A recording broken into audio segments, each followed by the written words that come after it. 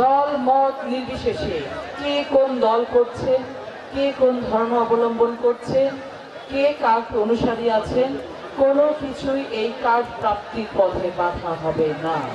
আজকে বাংলাদেশের 14টা ইউনিটে এই প্রোগ্রাম শুরু হয়েছে এবং আগামীকালকে থেকে কিন্তু এই ডাটা কালেকশন, প্রত্যেকটা তথ্য যে সংগ্রহ প্রক্রিয়া ছিল একইভাবে চলতে থাকবে এবং সমগ্র বাংলাদেশে একইভাবে আগামী মাসেও কিন্তু এবার আমরা সারা বাংলাদেশে 37,000-এর উপরে মহিলাদেরকে, একটি পরিবারের বয়োজ্যেষ্ঠ মহিলাদেরকে, নারীদেরকে এই কার্ড পৌঁছাতে পেরেছি এবং ইতিমধ্যে টাকাও পৌঁছে গেছে এবং আগামী মাসে এই 37,000 সহ আরও 37,000 হোক, 40,000 হোক, 50,000 হোক, আরও কিন্তু এই কার্ড টাকা সহ আপনাদের কাছে পৌঁছে যাবে।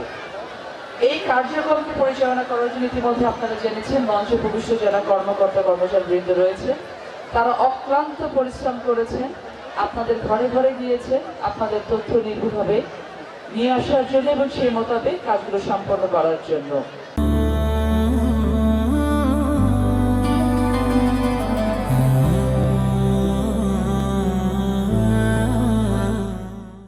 এটি বাংলাদেশের বর্তমান সরকারের, বাংলাদেশ জাতীয়তাবাদী দলের যে নির্বাচনী ম্যানিফেস্টো ছিল সেই প্রতিশ্রুতি একটি বিরাট অংশ আমরা সম্পন্ন করতে পেরেছি বলে আমরা মনে করছি।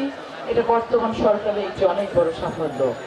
আমি আপনাদেরকে কথা দিতে চাই, আমি আপনাদেরকে আশ্বস্ত করতে চাই, দল মত নির্বিশেষে কে কোন দল করছে, কে কোন ধর্ম অবলম্বন করছে, কে কার অনুসারী আছেন, কোনো কিছুই এই কার্ড প্রাপ্তির পথে বাধা হবে না।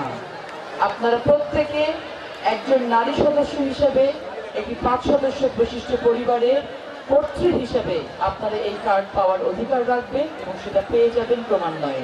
খালি আপনাদেরকে একটু ধৈর্য ধরতে হবে।